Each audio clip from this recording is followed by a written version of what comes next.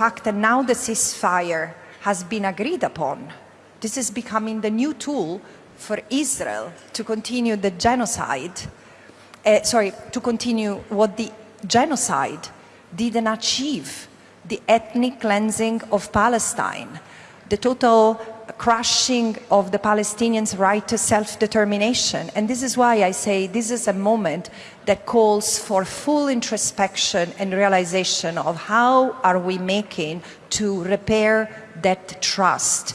Because the trust that is at the basis of the social contract that exists at the domestic level in democracies, but also at the international level in the United Nations, is under test today. If you see, for one thing, I'm proud to be a Western person, a European today, is not just because of the system of values premised upon the respect of international law, the rule of law, or equality before the law. No, it's the young people, the young generation, which in the West has been the first from the United States to Europe to Australia and other places, former colonies, former settler colonial endeavors. They have stood up against the genocide. They have been the first to protest, followed by the workers. And what they have been met with?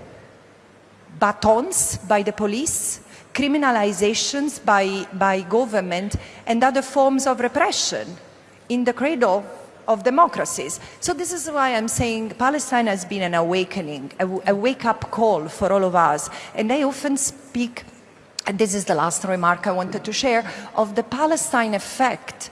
This is not the first genocide in human history. This is at least the third genocide, if not the fourth or the fifth, that occurs in my my lifetime. This is the first genocide that awakens global conscience and global response.